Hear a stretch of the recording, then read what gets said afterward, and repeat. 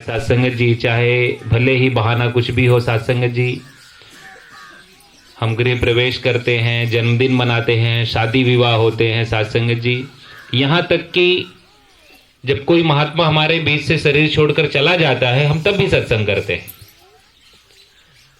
हर उस वक्त हम सत्संग करते रहते हैं, हम ये करते रहते हैं, ये समाप्त नहीं होता। लेकिन इन सब के बीच जो ध्यान होता है, हर कारण के पीछे महात्मा सिर्फ चाहता है कि आप इस निराकार के साथ अपना ध्यान जोड़े रखिए,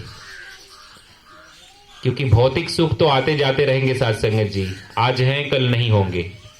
जिस चीज का हम आज सुख मान रहे हैं, खुशी मना रहे हैं, हो सकता है वही चीज हमारे किन्हीं व्यवहार की वजह से दुख भी देने लगेगा सत्संगत जी, क्योंकि हम उससे आसक्त हो जाते हैं, हमारे आसक्ति उसके भौतिक सुखों से हो जाती है सत्संगत जी।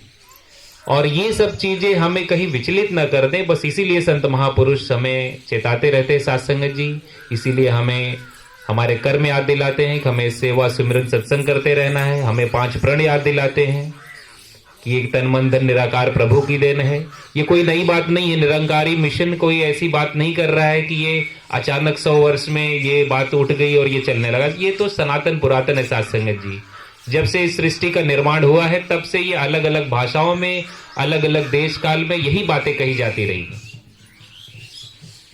देश काल विधि चहु दिशमाई, कहूं से कहां जहां प्रभु नाही, ये तो पहले भी कहा गया है सत्संगत जी। अब इतने सारे शब्द कह देने के बाद फिर वो बात याद आ जाती है, महाभारत में लिखित है सत्संगत जी की अशब्दम अस्पर्शम अव्यक्तम अरूपम।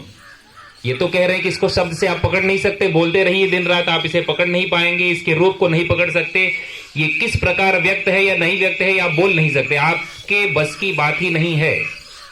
लेकिन हम फिर भी बोलते हैं सत्संगत जी, ये हमारा स्वभाव है, हम अपने हिसाब से बोलते रहते। जैसे महात्मा अभी थोड़ी देर पहले कह भी रहे थे कि नकल हम करते रहते, और सही बात है, हमने आपसे सीखा है सत्संगत जी। और संत महापुरुष सिर्फ गीत गाना और विचार करना नहीं सिखाते, बल्कि वो बैठना उठना भी सिखाते हैं, खाना पीना भी सिखाते हैं, ये सारी बातें सिखाते हैं। और जो हम करते हैं, हमारे बच्चे भी वही चीजों का अनुकरण करते हैं सत्संगत जी। हम जो बोलते हैं, इन बातों का बच्चे कभी भी अनुकरण नहीं करते हैं। बच्चे इस बात का अनुकरण करते हैं कि हम क्या करते हैं, उनकी पैनी निगाह हमारे कर्मों पर होती है। सुबह से शाम तक हम क्या कर रहे हैं, इस बात को देखते रहते हैं। हम किस तरह बैठते हैं, किस तरह खाते हैं।